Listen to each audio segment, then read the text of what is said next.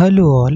इस लेक्चर में हम लोग पढ़ेंगे reflection of standing wave from free boundary. ठीक है, तो हमारे पास सपोज यहाँ पे ये बाउंड्री है, ये फ्री बाउंड्री है, रिजिड बाउंड्री नहीं है। तो फ्री बाउंड्री क्या होता है, रिजिड बाउंड्री क्या होता है, प्रीवियस लेक्चर में हम लोग डिस्कस कर चुके हैं। तो फ्री बाउंड्री है तो यहाँ पे सपोज आपके पास वेव आई, मान लो ये वेव है y1 a sine omega T minus के एक्स। ठीक है, तो जैसे ही ये वेव फ्री बाउंड्री से रिफ्लेक्ट होगी तो मान लो ये y1 है तो ये y2 है रिफ्लेक्टेड।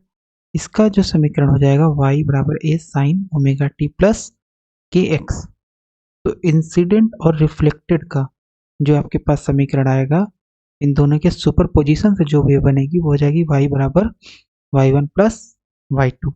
सो यहाँ पे ओमेगा टी माइनस के एक्स भी ले सकते हो, या दूसरा फॉर्म जो वेव का होता है a sine 2 pi by lambda v t minus x भी ले सकते हो, है ना। क्योंकि ओमेगा जो होता है वो कितना होता है, ओमेगा होता है 2 पाई वी अपॉन लेमडा। ठीक है, यहाँ पे भी हम लेमडा के टर्म में ही ले सकते हैं, इस पे भी लेके किया जा सकता है, बट क्योंकि स्टैंडर्ड वे यही है हम यही लेके चलते हैं वी टी प्लस एक्स। ठीक, तो ये हो गया रिफ्लेक्टेड, ये हो गया इंसिडेंट। तो रख देते हैं यहाँ पे। सो वाई बराबर हो जाएगा, यानी रिजल्टेंट इन दोनों का क्या हो जाएगा, A sine 2 pi by lambda v t minus x और plus A sine 2 pi by lambda v t plus x. ठीक है, एक कॉमन ले लेंगे, क्या बचेगा, sine 2 pi by lambda v t minus x plus sine 2 pi by lambda v t plus x. ठीक है, तो ये कुछ इस तरीके से दिख रहा है, sine c plus sine d. तो यहाँ से लेकर के यहाँ तक ये सी हो गया एंगल, और यहाँ से यहाँ तक लेकर के डी एंगल हो गया। तो sine c plus sine d का अगर फार्मूला हम देखें तो ये क्या होता था, sine c plus sine d is equal to 2 sine c plus d by 2 into cos c minus d by 2। ठीक है, तो रख देंगे यहाँ पे। जैसे ही हम रखेंगे तो हमारे पास y की वैल्यू आ जाएगी, तो a है into 2 sine c plus d. तो c कितना हो गया, एक बड़ा सा ब्रैकेट लगा देते हैं, 2 pi by lambda v t. ठीक है, v थोड़ा सही से बना देते हैं, v t minus x plus ये c हो गया, d कितना है 2 pi by lambda v t plus x divided by 2। ये हो गया sine c plus sine d का, ये 2 sine c plus d by 2। फिर इसके बाद है cos c minus d by 2। तो ये हो जाएगा 2 plus 2 pi by lambda v t minus x minus 2 pi by lambda plus x divided by 2। तो इसका सोल्यूशन ये आ जाएगा 2 sine c plus d by 2 into cos c minus d by 2। ठीक है, ओके। तो अब हम यहाँ पे इसको थोड़ा और सॉल्व कर लेते हैं। तो y बराबर हो गया, इसको हटा देते हैं यहाँ से। तो y बराबर आ गया आपके पास 2a, और हम अगर ध्यान से देखें तो 2 पाई बाई लेमडा इस टर्म में भी है और 2 पाई बाई लेमडा इस टर्म में भी, तो 2 से 2 कैंसिल, कॉमन ले लेंगे। सिमिलरली यहाँ पे भी 2 से 2 कैंसिल, हमारे पास आ गया 2a साइन, और पाई बाई लेमडा दोनों में कॉमन है तो बाहर ले लेते हैं। यहाँ बचेगा आपके पास वी टी माइनस एक्स, इस टर्म में प्लस ब्रैकेट के अंदर जाएगा वी टी प्लस एक्स बचेगा। ठीक है, फिर यह हो गया कास पाई बाई लेमडा, इसमें भी बाहर आएगा वी टी माइनस एक्स। अब यहाँ माइनस है, ब्रैकेट के अंदर जाएगा तो minus we t minus x कर देगा। ठीक है, एक्स से एक्स कैंसिल, ये हो गया 2a sine pi by lambda into 2 we t. ठीक है, और ये हो गया कास पाई बाई लेमडा इंटू, और x ऐड हो जाएगा, वी टी कैंसिल, ये हो जाएगा पाई बाई लेमडा माइनस 2x। तो ये हो गया 2a। अब देखो कास माइनस थीटा, ये बेसिकली कास माइनस थीटा। तो कास माइनस थीटा, अगर थीटा नेगेटिव है कास के अंदर तो क्या हो जाएगा, कास माइनस थीटा बराबर कास थीटा। तो इसका मतलब इसकी वैल्यू हो जाएगी कास 2π(x) लेमडा। ठीक है, नेगेटिव का प्लस हो जाएगा ना, क्योंकि ये कास की प्रॉपर्टी होती है, कास माइनस थीटा बराबर कास थीटा। फिर इस वाले को अगर हम ध्यान से देखें तो इसको क्या लिख सकते हैं, साइन, मतलब इस टर्म को हमने पहले लिख दिया, इसको बाद में लिख दिया, तो कोई दिक्कत नहीं है, 2π(लेमडा) इंटू वी टी। ठीक, ये आ गया आपके पास y की वैल्यू। तो हमने निकाल लिया कि अगर एक हमारे पास फ्री बाउंड्री है, उससे वेव ऐसे टकराई, मान लो y1 है, टकराने के बाद ये वेव y2 हो गई, तो इन दोनों वेव का सुपरपोजिशन वेव जो होगा वो ये आएगा। ठीक है, तो ये हमारे पास आ गया ना।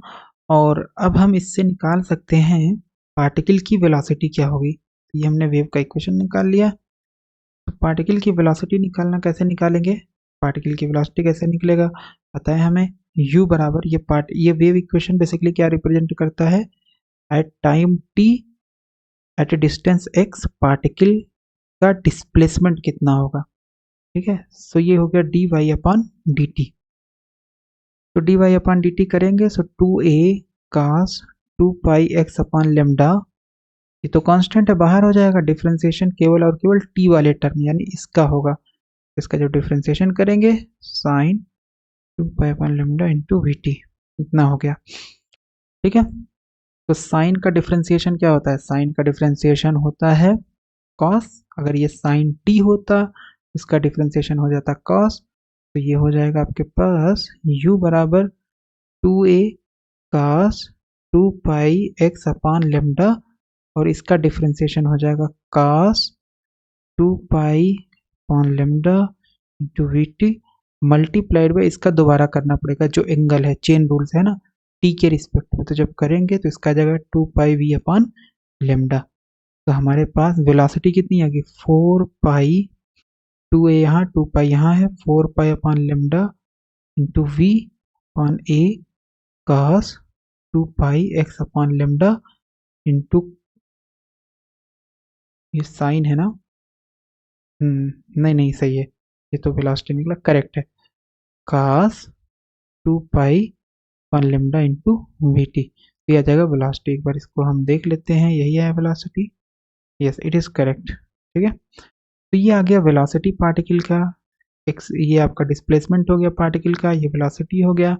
फिर हम स्ट्रेन निकाल सकते हैं जो बेसिकली होता है dy/dx। इसका अगर x के रिस्पेक्ट में करेंगे तो ये टर्म बाहर आ जाएगा और ये टर्म बाहर आ जाएगा, क्योंकि ये टाइम का फंक्शन है ना। ओके, ये टर्म बाहर आ गया, तो डिफरेंशिएशन x के रिस्पेक्ट में किसका होगा, केवल और केवल cos 2π(x)लेमडा का। जब डिफरेंशिएशन करेंगे तो cos थीटा का कितना होता है, अगर ये x होता तो cos x का हो जाता माइनस साइन x, लेकिन ये x नहीं है तो चेन रूल लगाना पड़ेगा, तो इसका दोबारा करना पड़ेगा, तो हो जाएगा 2a sin 2π(v/t)लेमडा, और जाएगा माइनस साइन 2π(x)लेमडा इंटू 2π/लेमडा। ठीक है, तो ये आ जाएगा आपके पास आ गया एक्सेलरेशन, स्ट्रेन, वेलोसिटी। ठीक है, स्ट्रेन कितना है इसको जस्ट सॉल्व कर लेंगे।